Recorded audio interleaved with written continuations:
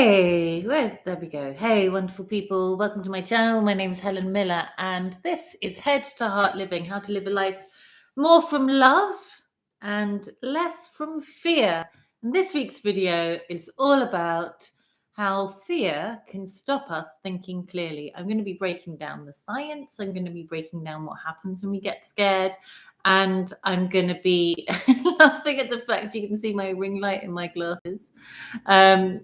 And talking about this and why it's so important now and what we can do about it, because there's no point going, oh, okay, there's a lot more problems on my plate, Helen. And I'm going to be talking to you about what we can do about this. So that we are making wise, heart-centered, love-based decisions. And why are those good decisions to make? Because they are coming from our truest, deepest essence. And it is our heart that connects us to the all. It is our heart that taps us into what is beyond the polarity of this universe that we will. On this earth, we live in polarity. So we have night and day, we have male and female, we have left and right. And when we get beyond the differences, there is an energy that connects all of us. And that is where the juice and the magic and the truth lies. And that's love. And you can call it many different things. But when we move into our heart space, we start to access that space. And all of the, you're right, I'm wrong, you're wrong, I'm right, all of that polarity exists within the mind, within the mental body, within our ego, which is in our head. And the mind is just part of this lifetime. When we die, our mind does not carry on, but the energy from our heart, our soul, our essence does. It does continue. It goes back into this collective universe. Soup, as it were. Anyway, good to see some people joining me live. If you're in the house, very much welcome. Got some nice incense burning. Can you smell that? And maybe Zoom 2022 will... We're not on Zoom, are we? Anyway. Who knows if YouTube will be here next year. And as I saw that, the clock was 2:22 as I said that. And as we're moving into 2022 next year, and if you know about numerology, you'll know that the number 2 is about polarity. And we can see a lot of differences of opinions happening at the moment, especially I'm in the UK, and there was some news announced on Saturday by our supposed Prime Minister that as of today, new regulations and rules have to be brought back in because it's Stein says the mind does. Hang on, let me just finish my sentence. Butterfly mind, there we go. The rules have to be brought back in as of Tuesday, which is today. Because it's so dangerous, we had to wait 3 days. Oh, let me put that on silent. That's not very good etiquette, is it? Hey, Anzu, thanks for joining. Steiner says the mind does carry forward for 7 lifetimes. So what I believe about lifetimes and that carrying forward, I haven't actually read... I know some of Steiner's work, which is brilliant, especially to do with planting and the astrological cycles and understanding the relationship between plants and the planets and natural healing. But in terms of carrying on 7 lifetimes, I know that within this lifetime, we have the ability and the power to clear karma and heal 7 generations in the past and 7 generations in the future.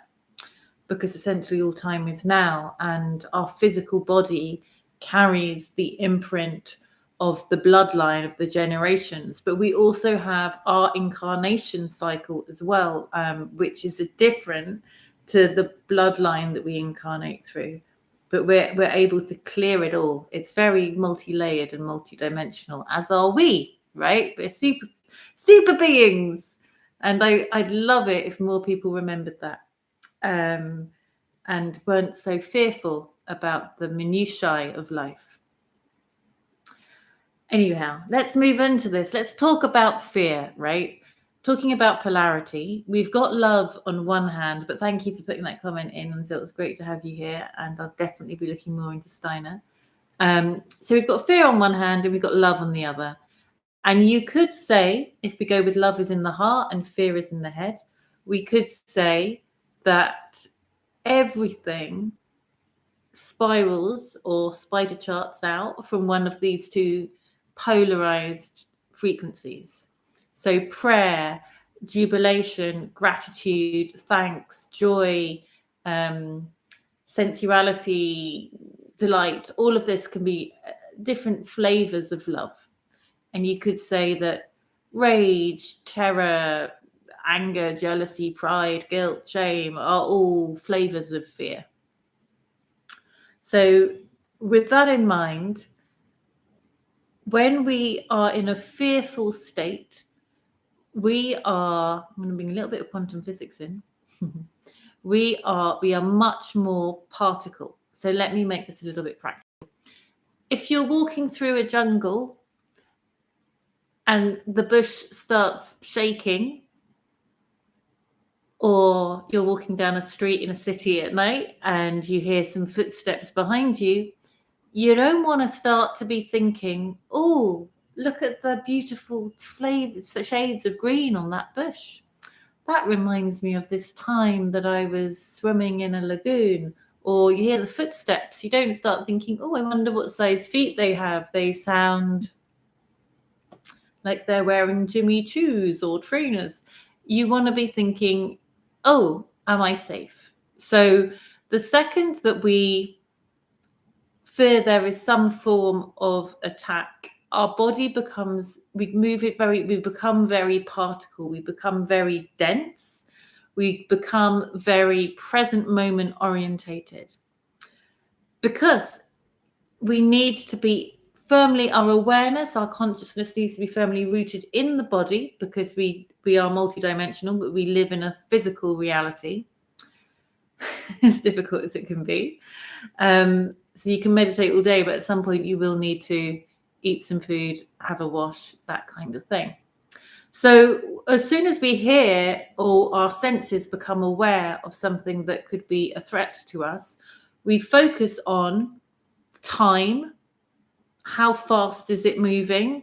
That becomes very important, like actual physical time. We also focus on our body, and we focus on our environment. These are the three areas that become heightened when we get stressed, essentially. Let's call it stress. You could also call it anxiety. I think essentially somebody asked me about this in a course I'm running at the moment, about the difference between stress and anxiety. I think they're two sides of the same coin. I think stress is a physical way into that cave, and anxiety is a mental way into that cave. Anxiety, I think, starts in the mind and then moves to the body, and I think stress starts in the body and then moves to the mind. Horses for courses, but that's my take on it. So we become really aware of our body, we become really aware of our environment, and we become very time stressed. Now, most of the time when we get stressed, when we get anxious, it's not because we're in the jungle and the bush is shaking. It's because we see a headline on a newspaper. It's because we get a text on our phone. It's because we get an email. It's some form of information that is predicting or talking or about something that is either in the past or it's in the present, future. I mean, it's in the future. So next year, terrible storm gonna hit the UK, blah, blah, blah. Or that's not me predicting anyway, I'm making that up.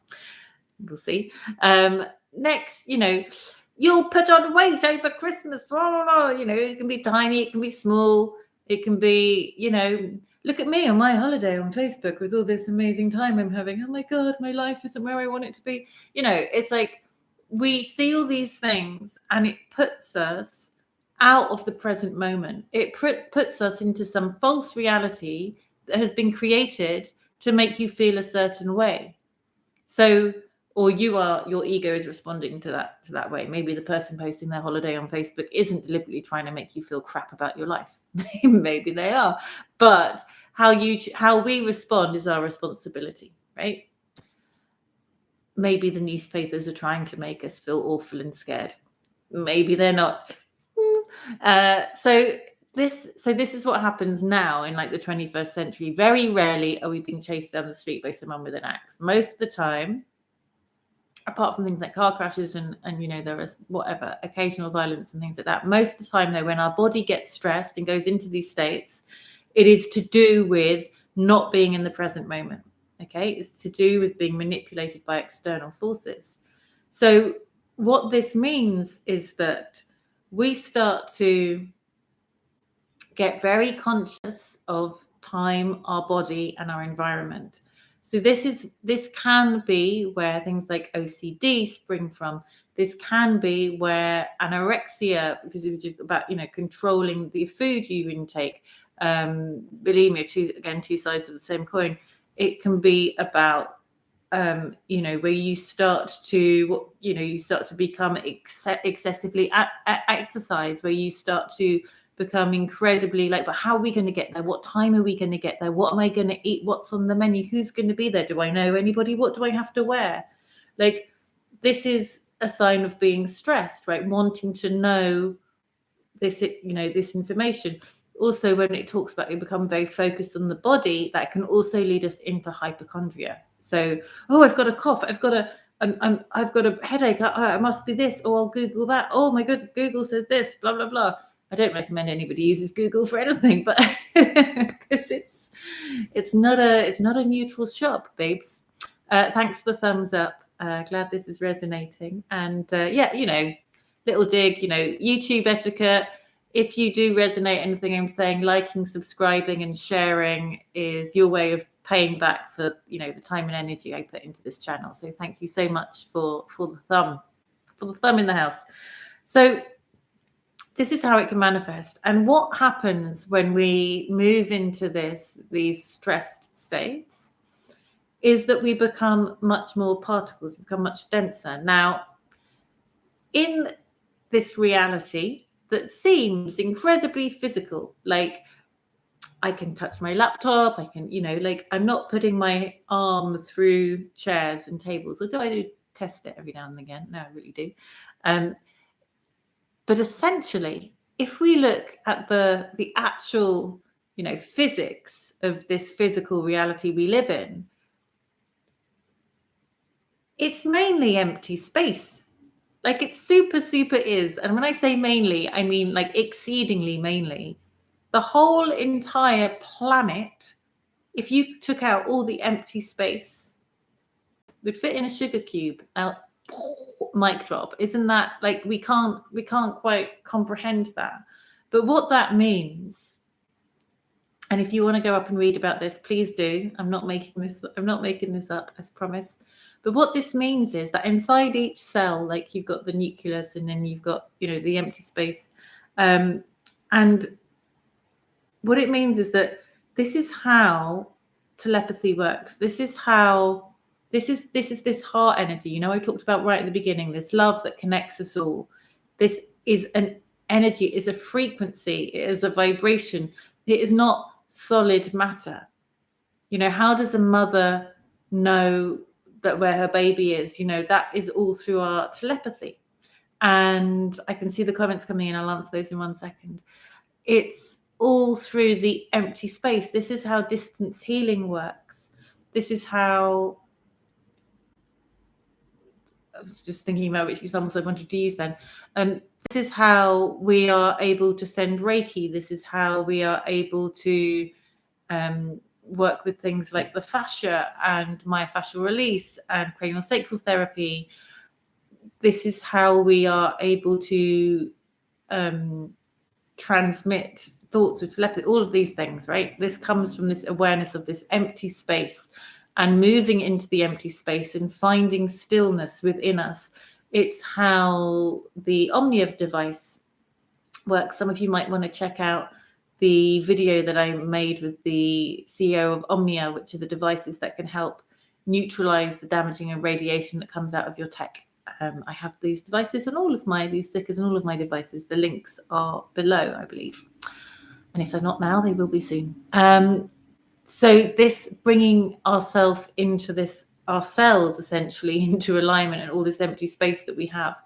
This is how, when we have damage to the body, we have illness. So there's illness, which is the body essentially, when we get sick, It's our body removing the toxicity from within our body out. So actually, when you get the symptoms, it's your body getting well. If we then try and mask those symptoms too soon with medication, things like that, then we suppress the illness and it moves to somewhere else in our body because it's an energy that needs to clear out of our system. But when we tune in and listen and work out what the message is from the illness, like why is our elbow hurting? Why have we got a headache? What is behind that? What is going on for us? Did we put too much acidic items in our body? Is our pH really out? Have we not been getting enough sleep? Are we dehydrated? Are we emotionally carrying a lot of anger or suppressed resentment or whatever it might be? All of these things will talk to us through our body, because our body speaks, the language of our body is feeling and the language of our mind is thought. So rather than suppressing the feelings that come up with pills or whatever it might be, there's another level of healing that we can do, and that is by tuning in. And then when you start to tune in, because essentially everything is energy before it really manifests, before the tumors or the density starts to manifest, there's an energy there. If we listen to that energy, then we can start to heal ourselves. And even if you're talking about things that have already manifested physically in the body, you can start to do the healing process. If you look at this as Joe Dispenza's work, if you look at this man who had a motorbike accident, told he'd never walk again and needed a metal pole down his spine, 6 months later he's in the gym. He did that all with the power of his mind, with his intention. Now his life's work is about working with scientists to see how we can recreate this for everybody. And this is due to the empty space. So when we are on stress, on one hand, we become really dense, we become really focused, we become really particle, we become really conjoined and focused on the fear, right? The opposite of that is when we're in wave formation. So that's when we are in our bliss state, in our joy, in our flow, in our meditation, when we can see a headline or the text or the email or whatever that trigger might be and go, and it doesn't shake us. It doesn't put us into fear. We can stay within the love vibration. This is why it's so important to have, whether you call it a spiritual practice, a meditation, yoga, whatever your modality is, or variations of modalities that allow you each day, and maybe several times a day, to come back into your heart, to come back into alignment, so that these energies, when we are in wave, these triggers can move through us. It's like, oh, I don't like that headline, but I ain't going to react to it. I ain't going to freeze up. I ain't going to tense up. I ain't going to start thinking, that means X, Y, and Z, and predicting a whole load of negativity into my future that hasn't happened yet. I'm going to stay here. I'm present and calm. It's not somebody running towards me with an axe. It's a few words on a piece of paper. Let's get things into perspective. I think it's so important when I go through Facebook and I see incredible behavior being typed out on keyboards from all sorts of adults. Like going, and a week ago somebody said this to me, and now this is in the paper, so they'll should be so up them, nasty person's got, it's like, really? Have you got that much energy to snowball in that space? I shouldn't judge, because I've been there. I spent years not in that particular energy, but I spent years being very reactionary. I had a lot of PTSD I hadn't cleared, all of that stuff. Oh, hey Jess, good to see you. I'm going to take a little look in the chat. So is OCD a fear-induced state, or does OCD create the conditions for fear to be felt? So I'm not a specialist in obsessive compulsive disorder, which is what OCD stands for. I would say OCD is a manifestation, an external behavioral manifestation of an energetic state, which is to do with fear. And so it's a need to want to control, to prevent the fear from happening, to prevent, whatever your mind games are playing with you. So that would come, in my understanding of the psyche and energy would become for some form of traumatic event. And essentially living in this world right now, everybody has trauma. Living, the way that we're born, the way that we're raised, the level of consciousness on this planet has been pretty low for a very long time. This world is not designed to prioritize humanity. It's prioritized to prioritize profit, and profit is not, money is made up, right? We don't use gold to buy things anymore. We use weird non-existent numbers in machines that, and everything's how much money, trillions have they printed in the last year? Money just is blah, blah, blah, blah. So that's what I would say about OCD. It comes from fear into OCD. Thank you. Great. Okay. So why fear can stop us thinking clearly is because we get so fixated in this particle dense state that we become so minute and fractured in our thinking. So we see a headline, it puts us into fear. We go into our reactionary mode from all our unhealed wounds and traumas, essentially, that we haven't cleared. This is why doing your shadow work and healing your wounds is helping the planet, because you stop vibrating at that level, you stop being in reaction, you stop repeating the habits and the patterns, because we stick to what we know, right? We want to control things, so we do the same things again, so we feel safe, so our ego keeps on pushing us to do this control. This is how addictions start as well. Like, you have a glass of wine, it makes you feel better, then you do nothing but drink the alcohol to feel better because it worked the first time, and our ego wants us to feel safe. It doesn't want to grow, and then it becomes more dangerous to not drink than drink, because you don't feel like you have the resources to cope with the fear, anxiety, pain of whatever your experience is, if that makes sense.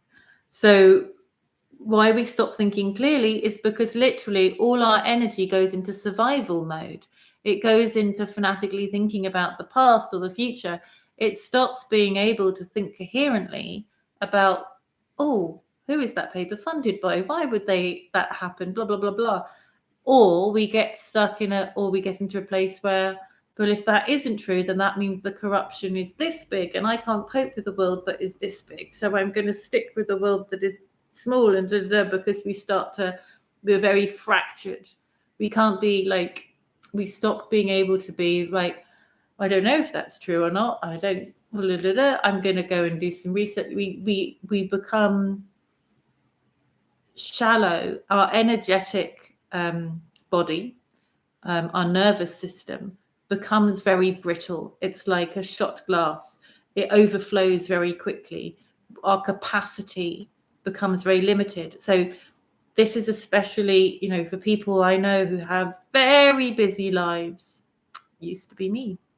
And so much of the old system, which is falling apart now, we're all on this hamster wheel. We're all doing the work, yoga for breakfast, going to the gym, friends after work, blah, blah, blah, get to bed, not getting enough sleep, doing, our lives became so full that there was no space for reflection and osmosis.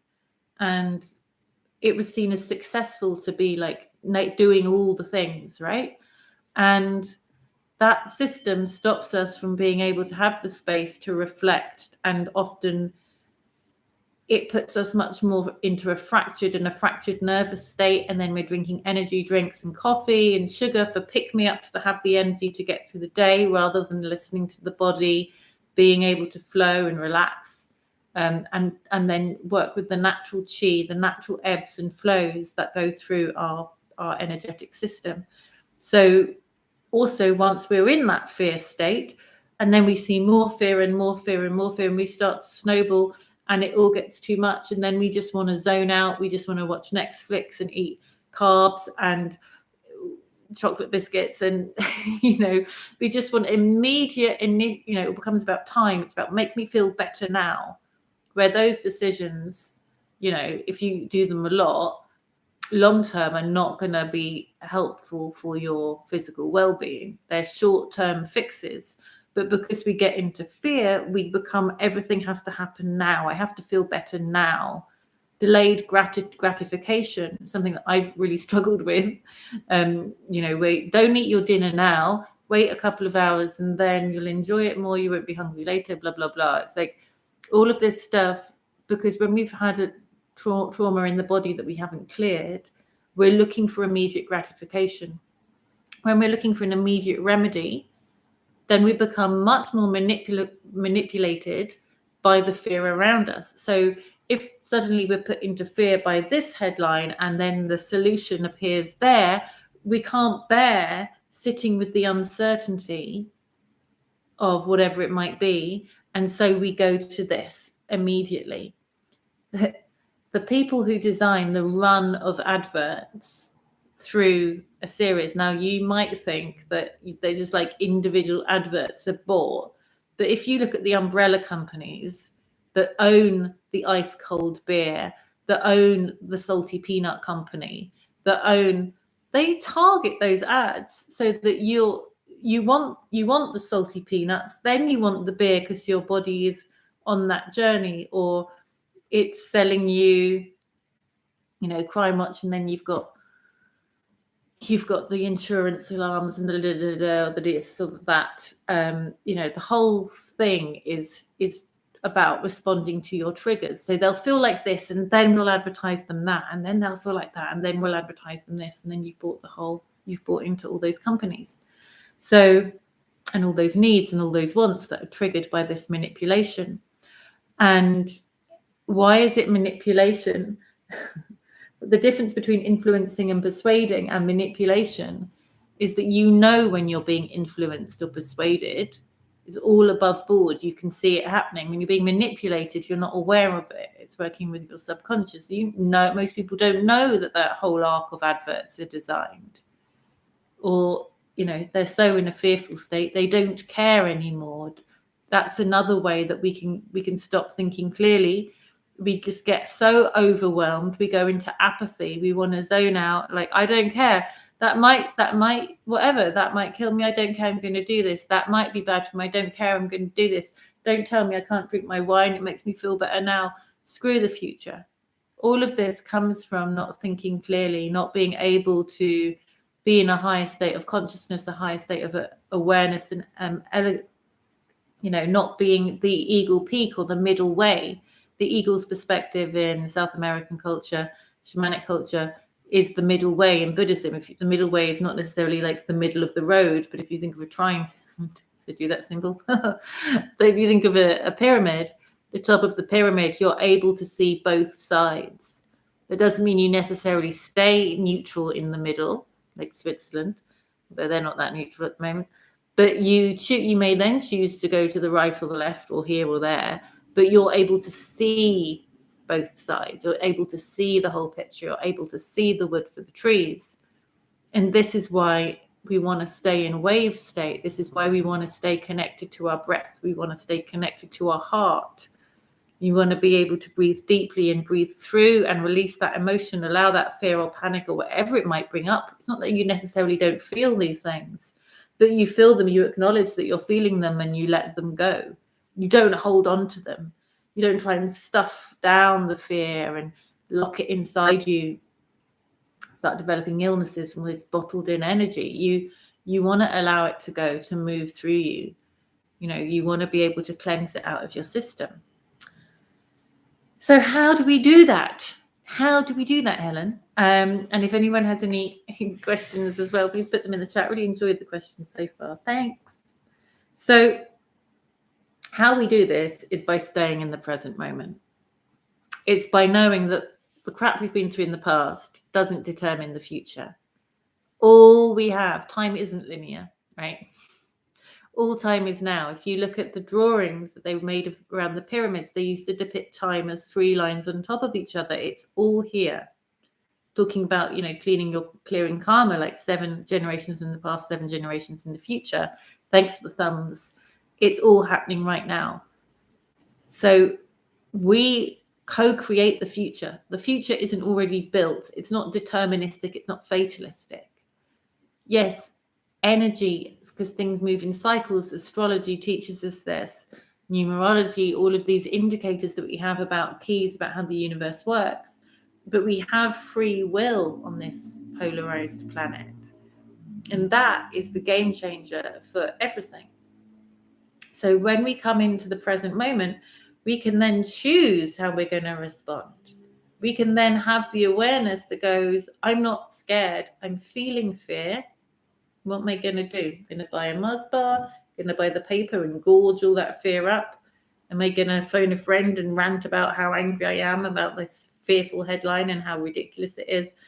Am I going to just go, oh, I'll listen to a little bit of meditation music and go and get myself an apple? What are we going to do? There is not necessarily any right or wrong in that. But every outcome has a consequence, right? Every outcome has a consequence. That's the truth of it.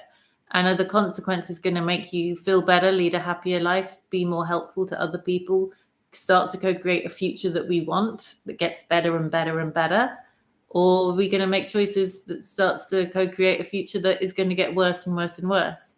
And if they are based on fear, because it is a contracting, because it is a solidifying, because it is a limited space, then I would say it's not necessarily going to be the most helpful. You can make the same choice, the fearful choice and the love and the flow choice might both be to leave the paper where it is. But are you leaving the paper where it is and carrying the energy of what you've seen with you for the rest of your day? Or are you leaving the paper where it is and then putting your focus on the present moment and things that bring you into the present moment and focusing on what you want and your joy and your love?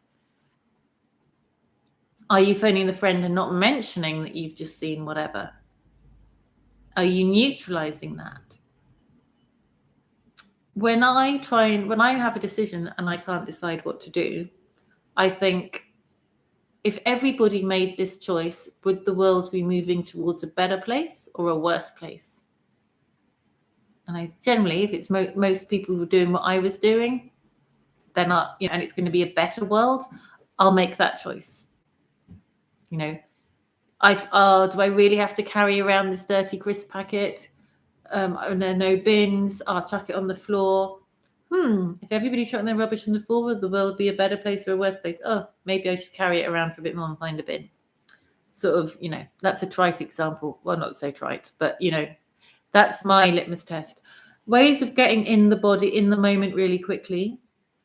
Putting your hand on your heart, like physically connecting, starting to squeeze yourself into the body. There's a lot of OCD. There's a lot of anxiety techniques, like you start to list 5 things you can hear, 4 things you can see, 3 things you can taste, 2 things you can smell, starting to bring yourself into the present moment so you're not spiraling off into the past or the future.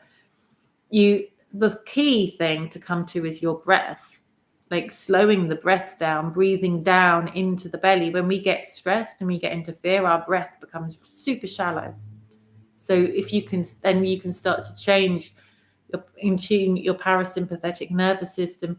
Things you can do, like just avoiding having too much caffeine, avoiding sugar, avoiding toxicity in the body, making sure you're trying to eat as much, eat as neutrally as possible, so you're balancing out that pH. Most food these days is like really acidic, so we're trying to generally move more and more alkaline in our diet. But what you don't want a completely alkaline diet, you want a neutral place, because that allows your system to be much more regulated, so it's much harder to trigger you into fear.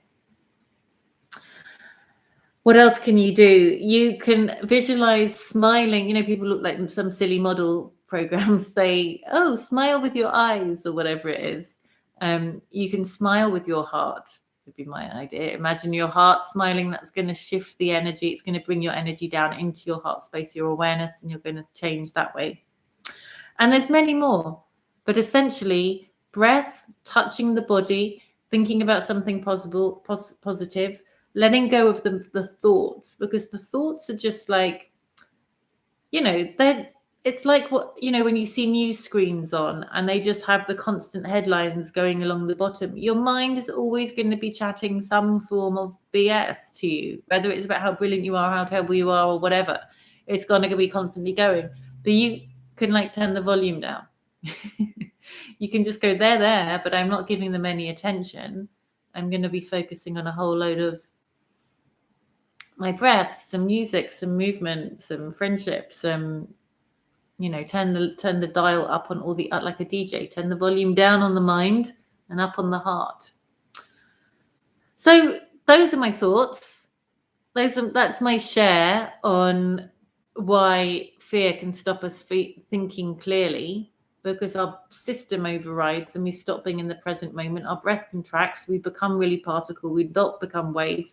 Then we get out of balance between, the left hemisphere and the right hemisphere of the brain, the prefrontal cortex and the reptilian brain at the back. It all gets out of whack.